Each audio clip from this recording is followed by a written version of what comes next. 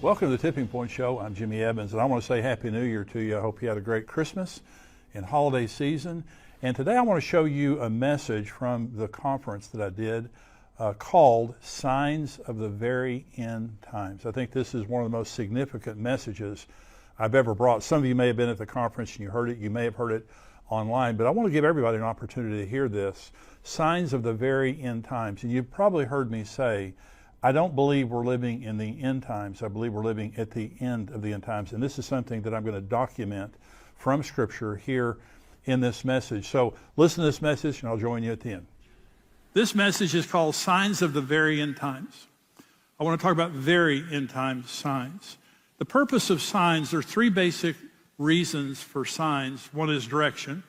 Am I going the right way? The other is distance. How much farther do I have to go? And the other is danger. Is there some danger that I'm in or would be in if I didn't read this sign? So direction, distance, and danger. This message is about distance, is that we're very close to the end. I believe the signs that we're seeing are telling us we've been in the end for a long time and we're about to see the return of Jesus Christ. So Jesus said in Luke 21, there will be signs in the sun and the moon and the stars, and on the earth distress of nations with perplexity. That means the nations there's no answer for the problems. The sea and the waves roaring, men's hearts failing them from fear and the expectation of those things which are coming on the earth. Anxiety, depression, suicide are off the charts all over the world. For the powers of the heavens will be shaken. Then they will see the Son of Man coming in a cloud with power and great glory. Now, when you see these things begin to happen, look up and lift up your heads, because your redemption is drawing near. So Jesus was being asked about the signs of the end times. And he gives all those signs there. And he says, when you see these things begin to happen, look up and lift up your head. We've been seeing these things happening for 76 years. The end officially began on May 14th of 1948 when Israel became a nation. You can't have the end times without Israel. And so Israel miraculously was reborn in one day for the second time in May 14th of 1948. So for the last 76 years, we have been seeing signs of the end times. And the signs are becoming a lot closer together and a lot more intense, like birth pains. And so I want to talk about 7 signs of the very end times. How do we know that we're at the very end times? Let me give you 7 signs. Number 1 is the end of a generation. So Jesus said in Matthew 24, again, he was being asked about the end times. Learn this parable from the fig tree. When its branches already become tender and puts forth leaves, you know that summer is near. So you also, when you see all these things, know that it is near at the doors. Assuredly, I say to you, this generation will by no means pass away till all these things take place. Now, some would argue that he was just talking about the tribulation, that whoever sees the tribulation is going to see all things take place. I believe that what he's saying is the generation that sees the beginning of the end times will see the end of the end times. And there's a corroborating text that's in Joel 3. It says, beginning in Joel 2, the sun shall be turned into darkness and the moon into blood before the coming of the great and awesome day of the Lord. Now, we didn't know what that meant 10 years ago until Mark Biltz discovered the blood moons. And Mark Biltz is an astronomy buff, and he was studying NASA's charts on lunar and solar eclipses. You know, I've never been bored enough to do that. And I've just got to say, you've got to be smart or bored to be able to do that. So he studied NASA's charts of all the eclipses and found out that in 1493 and 4, there were 4 lunar eclipses, blood moons, on Jewish holy days. In 1492 is when the Jews were expelled from Spain. Columbus was a Jew. He came to America to find a place for the Jews. And so in 1949 and 50, there were 4 blood moons. There were also eclipses, solar eclipses in here. 4 more blood moons on Jewish holy days. Of course, Israel became a nation in 1948, set up their government in 1949, 1950. In 1967, 1969, there were 4 blood moons on Jewish holy days and solar eclipses. And that's when the Six-Day War happened, and they took all of Jerusalem back, East Jerusalem back. And then in 2014, 2015, there were 4 more blood moons. And so these are remarkable signs. So what Joel is saying here is before Jesus comes, there's going to be, the moon is going to, it says, the sun shall be turned into darkness, the moon into blood before the coming of the great and awesome day of the Lord. So now we know what that means. It shall come to pass that whoever calls on the name of the Lord shall be saved. For in Mount Zion and in Jerusalem there shall be deliverance, as the Lord has said. For behold, in those days and at that time, listen to that sentence.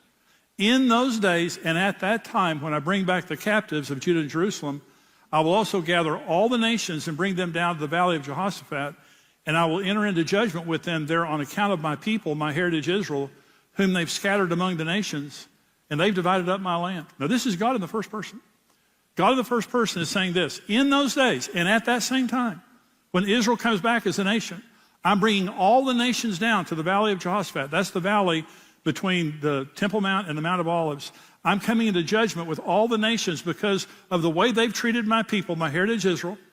They've scattered them around the nations, and they've divided up my land. All of those things are happening. All those things have happened. And so I believe that we're living in a generation of the end. So there's a question, and that is, how long is the generation? Now, Genesis 6:3 says that God says, I'm not going to strive with man forever.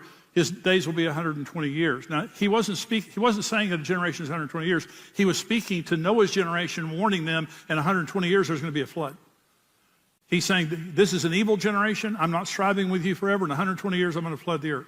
And when we know that 120 years wasn't that generation, because Noah was 600 years when he got old when he got on the boat. Methuselah died right before the flood. He was 969 years old. That's old. He'd been on Social Security for 909 years. And so Psalm 90, verse 10 says, the days of our lives are 70 years, and if by reason of strength, they're 80 years. Well, the average life expectancy in America right now is 67 years. So I think it's reasonable to say that a generation is 70 to 80 years. It may be a little bit longer than that. And so Israel has been a nation for 76 and a half years. We have 3.5 years to go until they turn 80. And I'm not setting dates. What I am saying is I think that we're at the very end. And I think what we're seeing here, besides what I'm saying here, besides of the math, look at the intensity of what's happening right now. Let me ask you this question. How many times this year did you hear the term World War III? Constantly. Things are just at a fever pitch. And so not just because of the math, but because of the intensity, I just don't think it can keep going on very much longer. The second sign of the very end times is the sign of vexation. 2 Peter 2, for if God spared not the angels that sinned, but cast them down to hell and delivered them into chains of darkness to be reserved unto judgment, and spared not the old world, but saved Noah, the eighth person, the preacher of righteousness, bringing in the flood upon the world of the ungodly, and turning the cities of Sodom and Gomorrah into ashes, condemned them with an overthrow, making them an example to those who would live after them ungodly, and delivered just Lot, vexed with the filthy conversation of the wicked, for that righteous man dwelling among them and seeing and hearing, vexed his righteous soul from day to day with their unlawful deeds. It says his soul was vexed. The word vexed there means to subject to severe distress, torture, harass. It just means your heart is breaking when you see the things happening around you. Remember the angels that came to get Lot and his family? The men of Sodom and Gomorrah tried to have sexual relations with the angels. They were so perverted. We live in that kind of a generation, by the way. And so let me say, I want you to experience vexation here for just a minute. And I'm going to say one sentence, and you're going to experience it. The opening ceremony at the Olympics. Oh, that's vexation. There you go. You're talking about something the entire world is watching, families are watching, little children are watching, and drag queens become role models. It's the most shocking thing I've ever seen. The drag queens, something that was just unheard of 20 years ago, 30 years ago, is now entertainment in the Olympics. It's unbelievable. Anti-Israel demonstrations all over America, the filth coming out of Hollywood, the hate that is everywhere, social media hate, Iran, militant Islam, deception and lies, the war against everything sacred and holy and everything that's attached to the Word of God, the woke campaign in America and around the world, the campaign to kill children in their mother's wombs and to mutilate those that survive. It's unbelievable. And so the vexation, I hear people say this all the time, Jimmy, I just don't know how much longer I can take this. It's just so, my heart just, everything I see is just so terrible. Well, let me say this, Jesus is coming soon. That's the good news. That's what that means. And so righteous Lot, his soul was vexed living in Sodom and Gomorrah. That's the way we feel. It's a major end time sign. Is you just sit there and think it just can't get any worse. I never dreamed that we would live in a world like this. David, when I got saved, David Wilkerson had a message called The Vision. And we were in college, and we had this college group, and they played a cassette tape of David Wilkerson's message, The Vision. And we were shocked because he was making all these predictions about how bad things would get. And David Wilkerson said in that message, there'll be R-rated movies on primetime television. And I thought, no way. No way. Oh, we passed that one a long time ago. Revelation 2, to the church at Thyatira, Jesus says, he who overcomes and keeps my works until the end, to him I will give power over the nations. He shall rule them with a rod of iron. They shall be dashed to pieces like a potter's vessel. Let me tell you some really good news. Jesus is about to come. We're going to marry him. And at the end of the marriage supper of the Lamb, at the end of the tribulation, we're going to return with him at the second coming, and we're going to rule and reign with him for 1,000 years. And there's not going to be any more elections. There's not going to be any more corrupt government.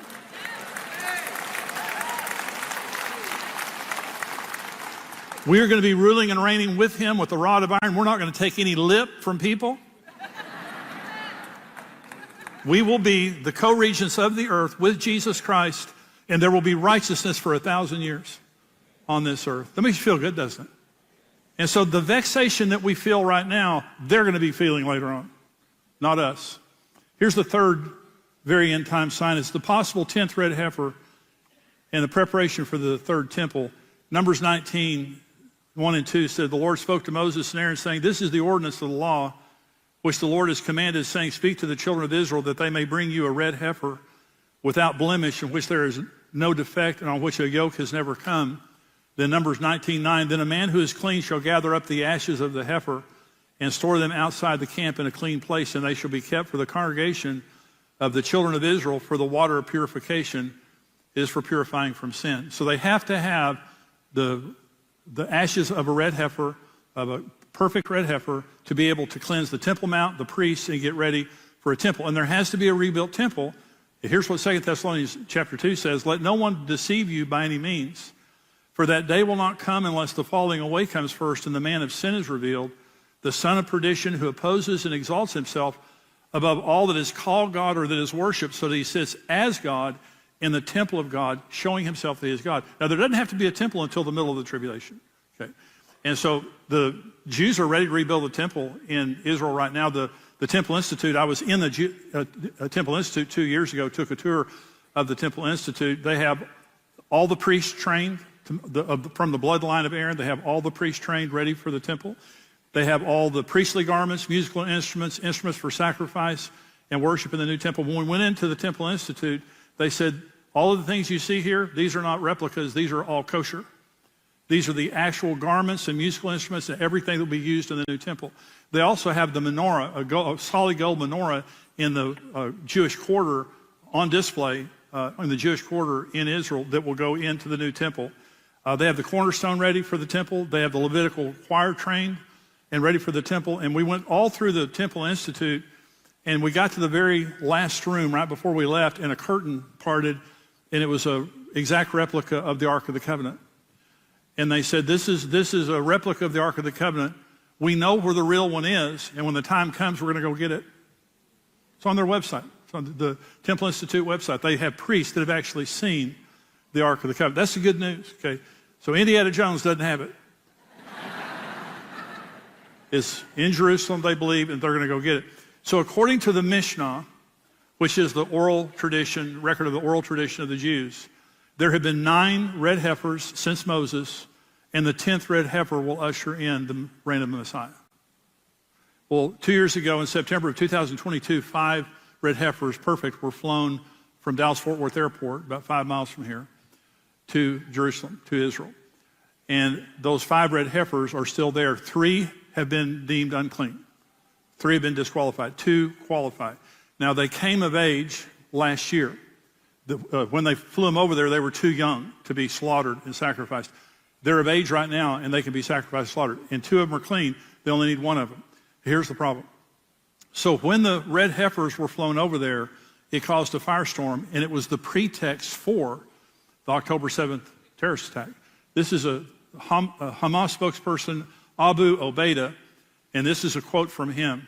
The aggression reached its peak against Al-Aqsa with the arrival of the red cows as the implementation of a detestable religious myth intended to aggress the sentiments of an entire nation.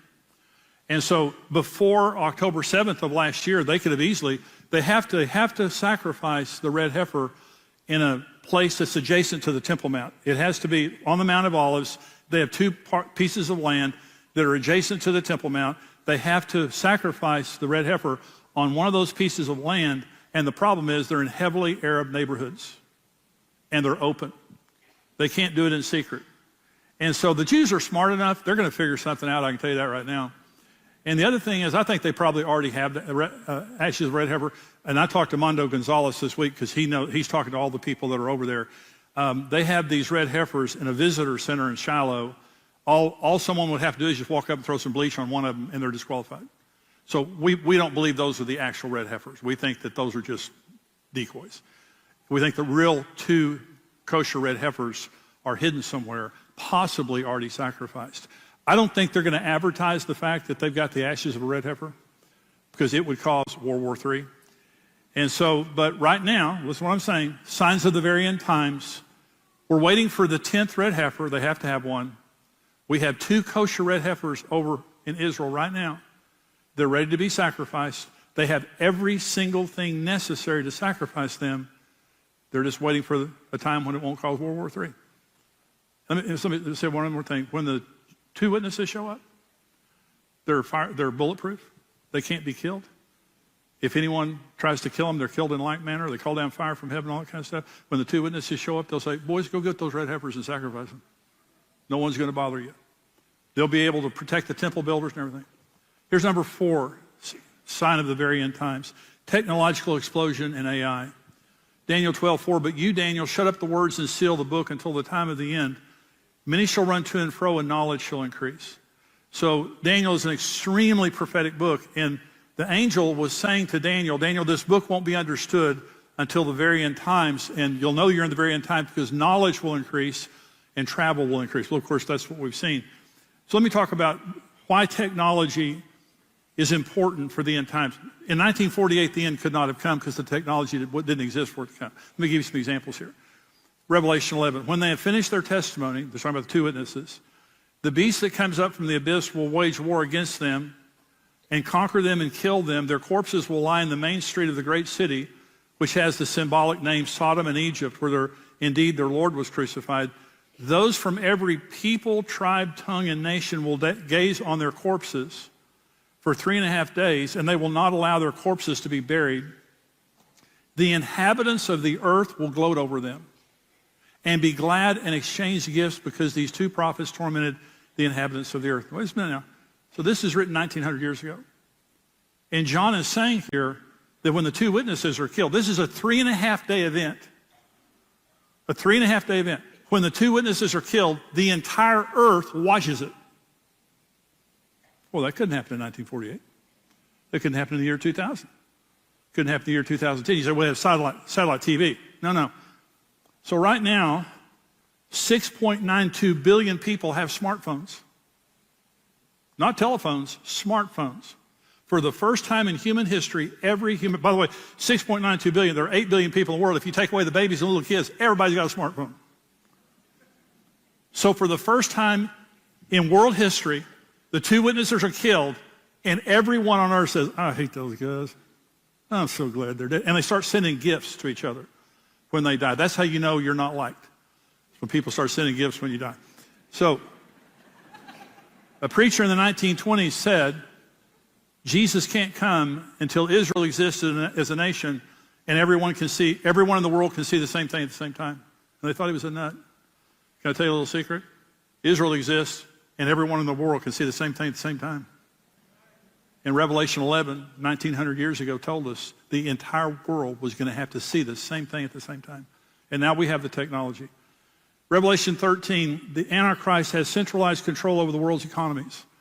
Again, this is the middle of the tribulation. You won't be able to buy or sell unless you take the mark of the beast. In other words, there's centralized control, and it's going to be a cashless society. And so this could never have happened 20 years ago, 30 years ago. There was too much cash, and there was not the electronic capability for one person to centrally control all the economies of the world. This is Capital One shopping research. An estimated 69% of Americans use cash for few, if any, purchases over the last 12 months. So 69% of people basically are cashless. In a year, the share of cashless American consumers grows by 13.1%. So every year, 13% of people don't use cash anymore. 63.9% of Americans expect a cashless future. Globally, point-of-sale transactions are 85% cashless in 2024. Trends indicate that 90% of point-of-sale transactions will be cashless by 2028. And so we're moving very quickly toward a cashless society. Again, this doesn't have to be present until the middle of the tribulation. And so right now, we are looking at a cashless world, becoming cashless very soon, and we have right now the capacity for central control of the economy. And AI is making that advance very rapidly. Here's another technological issue. The Antichrist will have supernatural power to deceive the world. 2 Thessalonians 2. The coming of the lawless one, that's the Antichrist, is according to the working of Satan with all power, signs, and lying wonders, and with all unrighteous deception among those who perish, because they did not receive the love of the truth that they might be saved. AI is supernatural. The Antichrist is not omniscient, omnipotent, or omnipresent. He has to have technology. When it says here, he comes with all power, signs, and lying wonders, that means supernatural power. The way that the Antichrist is going to deceive the world is going to be supernatural. AI thinks 100,000 times faster than we do. AI was the most significant invention in human history because we're no longer the smartest entity on the earth. AI is. And the number one concern of everyone who invented AI was mass deception. It has the capacity to deceive the world like we've never seen before. And we can pass all the laws we want to here in America. They won't in China, they won't in Russia, they won't in Iran, they won't in North Korea. They will use AI against us all that they can. And the Antichrist will be the ultimate deceiver. So what I'm saying is the technology simply didn't exist in the year 2000 for the end to come. Year 2010. Smartphones came out in 2007. But now we have supercomputers, advanced supercomputers with AI. We have smartphones. Everybody has a smartphone. The technology exists right now for the end to happen and the tribulation to happen. Here's number 5, sign of the very end times, the unfolding Gog and Magog war of Ezekiel 38:39. And Mark Hitchcock on his show last week did a great job talking about how Iran, Russia, and Turkey are coalescing. They're coming very close relationally. In 1948, Russia was one of the first countries to recognize Israel as a nation. Russia had in 1948, there was no Gog-Magog coalition. Russia was very friendly toward them, really until 2022, the Ukrainian war. Turkey established diplomatic relations with Israel in 1949 and had very close relations with them until about the year 2000. When Erdogan became president, their relationship began to deteriorate. Iran was and by the way, Turkey was the first Muslim nation to recognize Israel. Iran was the second Muslim nation to recognize Israel, and they had an extremely close relationship with Israel until 1979 when the Shah of Iran was deposed and Ayatollah Khomeini became the supreme leader. And so today, here's the difference between then and today. In 2022, when Russia invaded Ukraine, Israel took Ukrainian side, and their relationship deteriorated with Russia. Then in October 7th of last year, again, Russia sides with Iran. They side with them and their proxies. And so there was another deterioration in their relationship with Israel. Here's the biggest issue. So Ezekiel 38 is talking about the Gog and Magog war, Russia, Iran, and Turkey, and some North African nations. And it says something really crazy. It says that they're invading Israel for booty and plunder. Okay.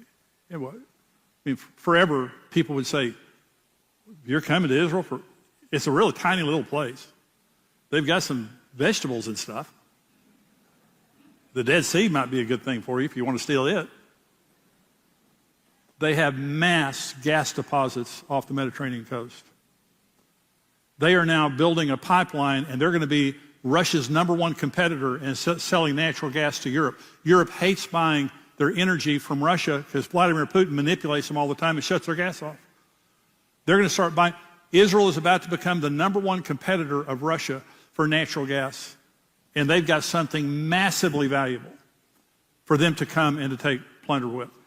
And so Russia has turned, President Erdogan of Turkey has threatened to declare war on Israel and invade them. Erdogan likened Netanyahu to Hitler and called Israel a terror state. He's also called for a coalition of Muslim nations to come against Israel. Iran has declared their intentions openly and repeatedly to destroy the nation of Israel. And so in 1948, 1960, 1970, 2000, you didn't have a Gog-Magog coalition. The nations, they just simply weren't together and they just didn't hate Israel. Well, they do now. So Mark Hitchcock on his show last week talked about a report that he had read that's actually on Fox News, that Iran is 1 month away from having 9 nuclear weapons.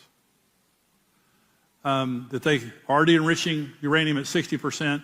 In the next month, they can start enriching at 90% and have enough nuclear material for 9 weapons. In 2 months, like 12 weapons. In 3 months, like 14 weapons, something like that. Well, I don't know the accuracy of the report, but I can say this. Israel will never in a million years let Iran have a nuclear weapon.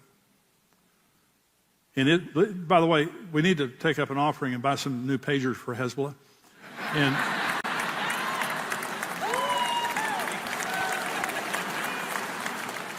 when you see all these things begin to happen, look up and lift up your head. Your redemption is drawing near. In other words, we don't get overwhelmed by the things that are happening in the world. Our focus is on Jesus. And that's what Jesus said.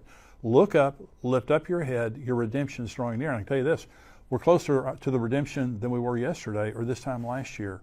And this time next year, I hope we're in the presence of Jesus. But if we're not, we're going to be doing His will and going forward with His work. And again, I hope this was a blessing to you today. Thank you for being a part of this ministry, watching this video today. If you want to help us, if you want to support this ministry, just go to endtimes.com and there's a donate button there and you can give a gift. You can give a recurring gift every month. Whatever you give is a blessing to us and helps us to take this message back to you and also to others. This year, 2025, is a year that we're focused on growing this ministry dramatically and reaching more people. Everything you do for us helps us to accomplish that mission. God bless you. Thank you for joining me today. Now, I may not understand all the reasoning behind God's choice to use this little nation of Israel, but Israel, as you often say, Jimmy, is special to God by covenant. That's right. He's just made a covenant. That's right. And whether I understand it or not is immaterial and irrelevant.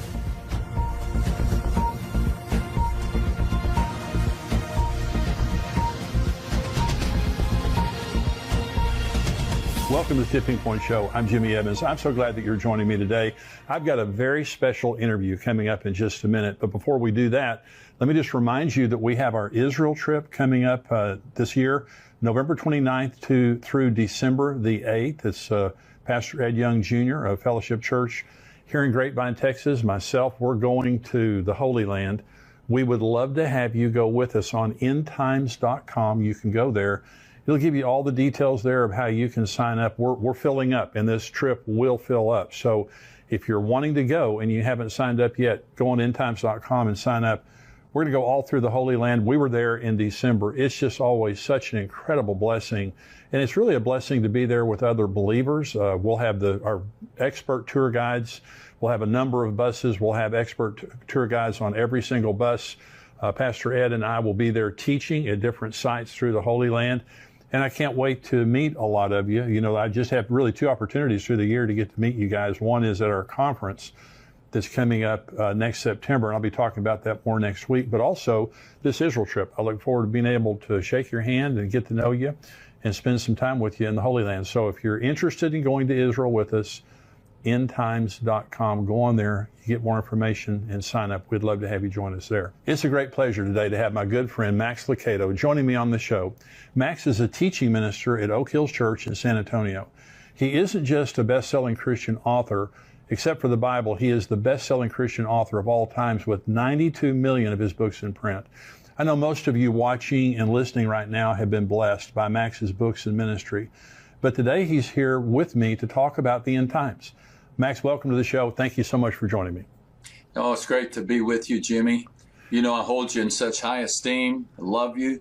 And I'm honored and grateful that we have this opportunity for this conversation. Well, I feel the same way about you, Max, and I very much appreciate your friendship and encouragement over the years.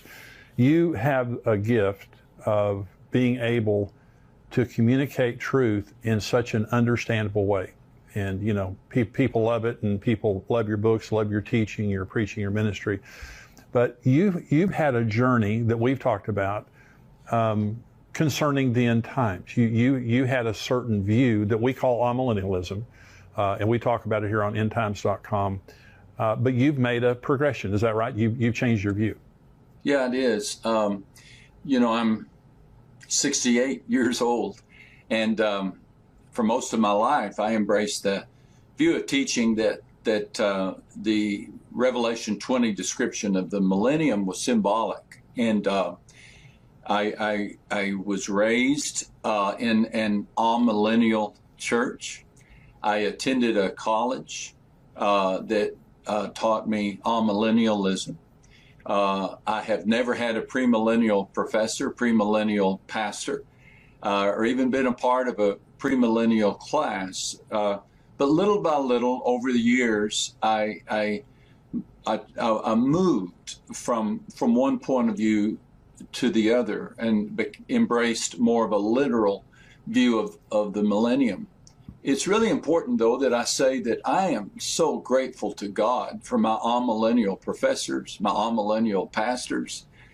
They taught me about Jesus. They taught me to love Scripture. They inspired me to dig deep into the Word, and also challenged me that when I encountered a teaching that was contrary to what I had been taught, that you know, let not many of you be teachers, for you will be held in higher account. And so be careful. And if you feel the Lord leading you in a direction, then you pursue that. And that's what has happened on 2 or 3 different topics in my life, one of which is end times. And so I'm really grateful to have this chance to explain that journey, talk about that journey with you and your audience. Well, this is the first opportunity I've ever had to really talk to someone who made that progression. Mm-hmm. It seems like in so many cases, people get kind of, you know, stuck in their position, and they're not willing to change like you did, which, you know, I have such a great respect for you just in your ministry in general, but being able to say, hey, I can't really support this position that I was raised with. You know, biblically, I honor my past and my tradition and the people who, you know, were there, but I'm gonna make this progression over here. Let's talk about just kind of defining terms here for just a minute. Define amillennialism. What you mean when you say that? Amillennialists look at the description of the 1,000-year reign of Christ as portrayed in Revelation chapter 20 as a time in which we're living now. Right. That Christ is reigning now, that we are experiencing the millennium currently, that we're in that golden age right now. And I'm sure there are a variety of reasons for that. What I was taught is to be very careful about any literal interpretation of end times teaching. And consequently, when Jesus speaks about the tribulation in the Olivet Discourse, or the Apostle John talks about the millennium in Revelation 20, those are symbols. Those are metaphors. I get that. I understand that. But one of the reasons that I changed has to do with what I think is a healthier approach to end times teaching. And I think we'll talk about that here in just a second. But amillennialism leans towards symbolic, correct? You'd understand this more than anyone, and that we're in that time right now. Yeah. And an amillennialist believes that the devil was bound basically at the resurrection of Christ. Yep. That we are now in the reign of Christ that would be described as the millennium. That's a perfect explanation of it. Premillennialism is what you now espouse. Is that correct? That's absolutely correct. Yeah. And, you know, there's some huge ramifications for this. Mainly, we want to be as biblical as possible while holding everyone in mutual respect. Right. But we want to be as biblical as possible. You know, all Christians agree upon the literal, physical return of Jesus to earth and the bodily resurrection of the dead and the final judgment of all people. We can all find common ground right there. But apparently, the Holy Spirit wants us to have a more detailed understanding of what is yet to come, and and it's as if we've been handed an itinerary of what to expect. Right. And that empowers the saint. You know, it helps us understand the problems of the present because we know what's going to happen in the future. That's exactly right. So we're going to talk about the progression that you've made. You have a teaching, you have an explanation of how you defend, because you can scripturally defend your position now, premillennialism. In other words, you didn't just make this jump, you know, in a hurry or without reason. And these are, and I just want to say to all of our viewers, everyone watching this right now or listening, this is excellent. This is the best explanation I've ever heard of premillennialism and how you can defend this, because there are people, and you know, because I love what you're saying about unity, Max, and about honor, because we just don't divide over eschatology. We just don't divide fellowship because this person over here is all millennial and I'm premillennial. And I know how that's how you feel, and that's what you've been saying. Absolutely. And so, but there are words that go back and forth. For example, I know from the amillennial camp, there is the teaching that John Nelson Darby, the rapture and, the dispensational theology really didn't begin until the 18th century. And a lot of amillennials, they'll use that argument that it's a very recent teaching, but you're going to explain here. So let's go through. You have an acrostic, and I want you to go point by point, and we'll talk about it when you finish each point. But this, again, to all of our viewers here, this is an excellent explanation of how you can defend premillennialism. Go ahead, Max. Well, I got the idea of an acrostic from our mutual friend, Mark Hitchcock. Yeah, sure. In his book, The End, which is such an astoundingly wonderful book. Yes. He has a chapter in which he describes his defense of being a premillennialist, and he has an acrostic, premill, P-R-E-M-I-L. And I thought, now that's so clever.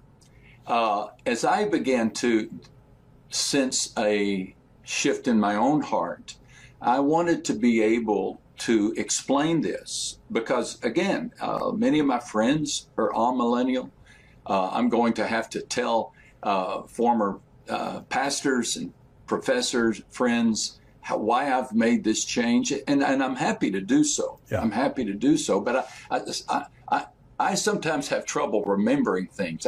I've watched you teach, Jimmy, and you just seem to have instant recall. I have to use every tool in the book. And so I created this acrostic, and the acrostic is CHRIST. And these are the reasons that I believe that it's more biblical to embrace a literal reign of Christ on earth. And again, this is essential because if there's going to be a reign of Christ on earth, that's going to impact my view of the rapture. That's right. It's going to impact my view of the tribulation. It's going to impact my view of how many judgments there are. Is there a Bema Seat judgment and a Great White Throne judgment, or is there just one judgment? Yeah. And so these are important conversations. I was explaining it the other day like this, and I think it helped. Imagine that you inherit a garden, and that garden has a beautiful fountain in it.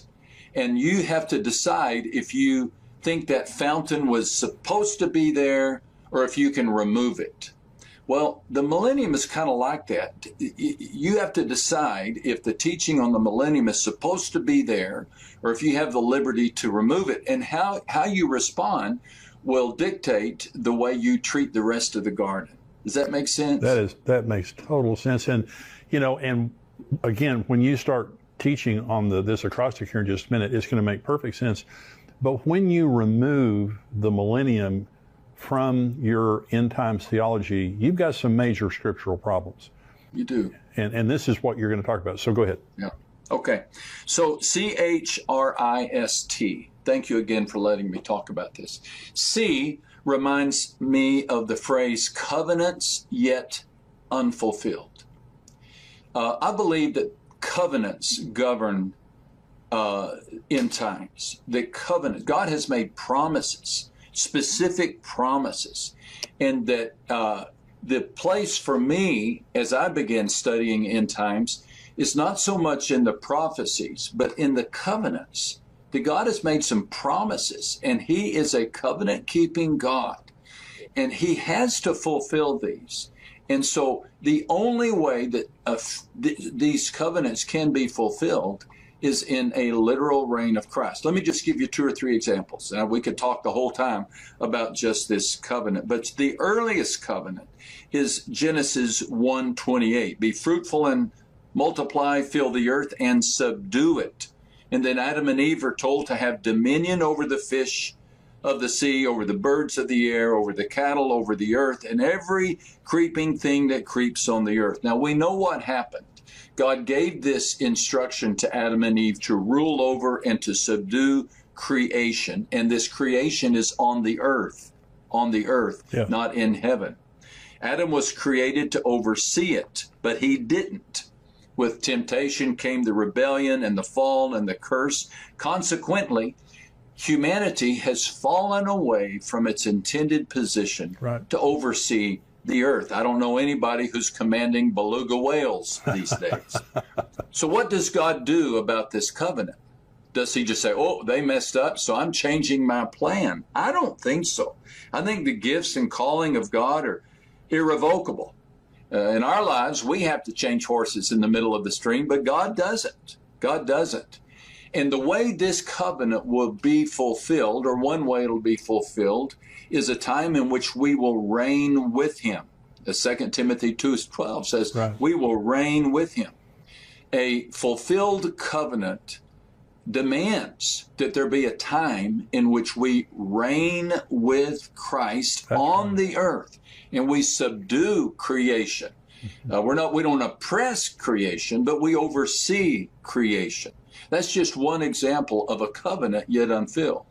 And then the other covenant that's especially important, although I have about 4 or 5 here, but the other covenant is the promise of God to Abraham about Israel.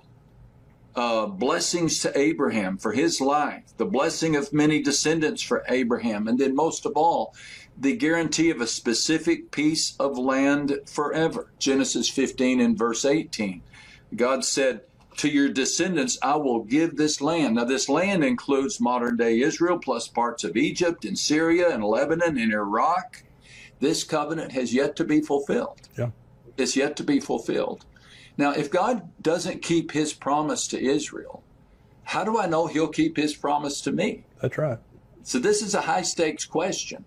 Now, I may not understand all the reasoning behind God's choice to use this little nation of Israel, but Israel, as you often say, Jimmy, is special to God by covenant. That's right. He's just made a covenant. That's right. And whether I understand it or not is immaterial and irrelevant. But God has made this covenant. He's a covenant-keeping God. So a millennium allows for this covenant to be fulfilled. A millennium, a 1,000-year reign in which Christ reigns on the earth, in which He gifts Israel with this promised property, allows for that. The amillennial position says, well, that's all symbolic. God didn't really make that promise, or He did make it, and the people didn't fulfill it, and so God had to change His mind.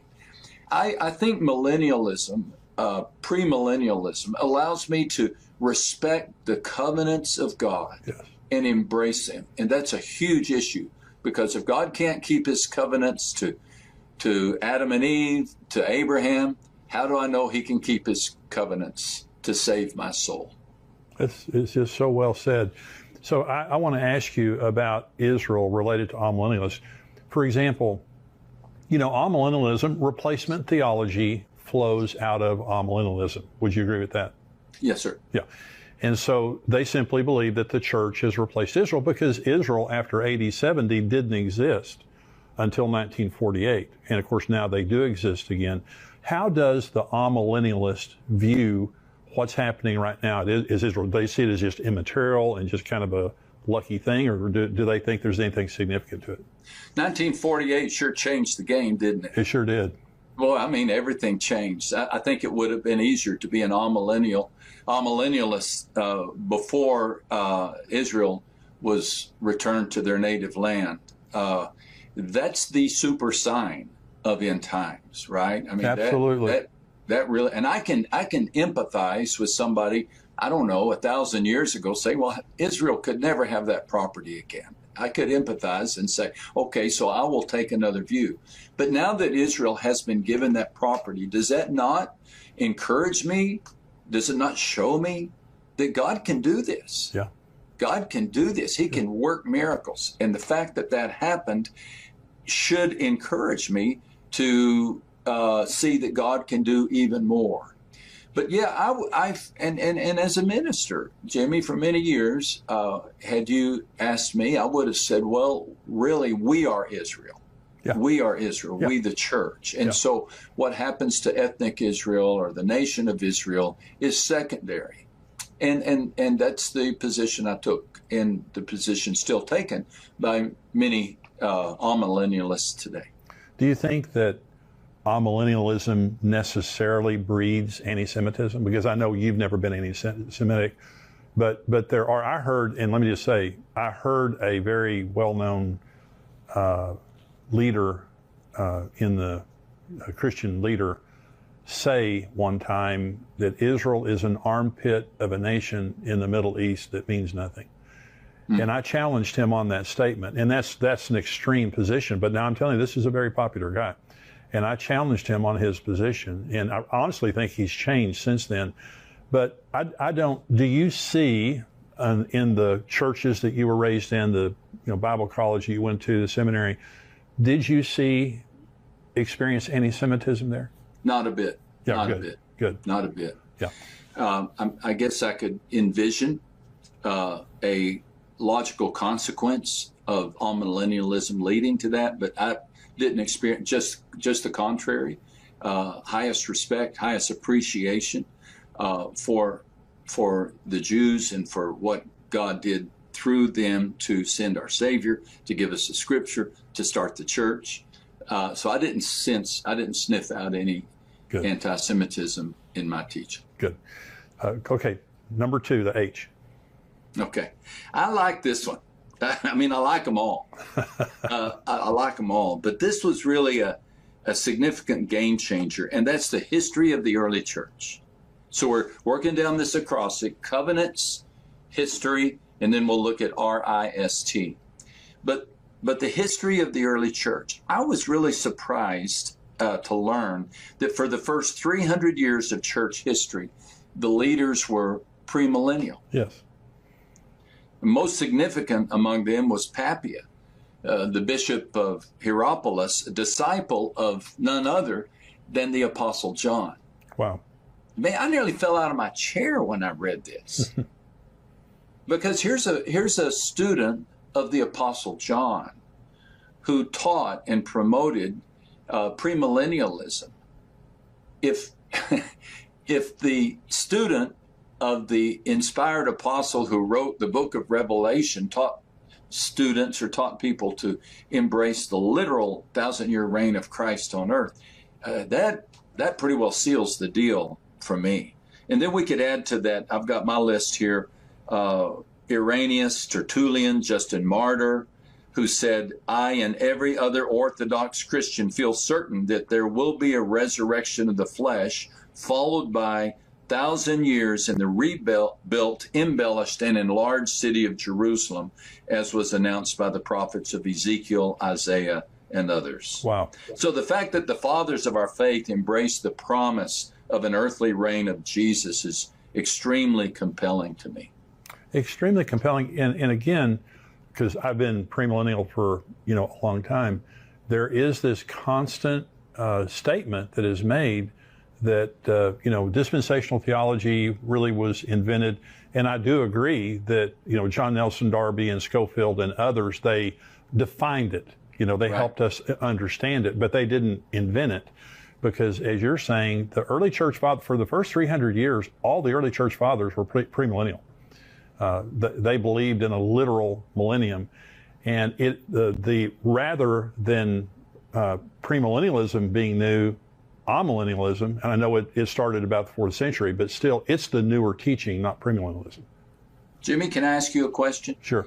Do you have a sense for what caused amillennialism to begin, what the seeds of the teaching were? If for the first 300 years the church believed in the 1,000-year reign, was there a key teacher or a moment, or do you have a sense for that question? Yes, it was Platonic dualism. It was one of the reasons. Plato taught that everything material was evil and everything spiritual was good. This is where Docetism came from, the heresy of Docetism that taught that Jesus did not come in the flesh, because if he would have come in the flesh, he would have been evil. That's why the Apostle John said, what our eyes have seen and what our hands have handled. He hated the Docetists.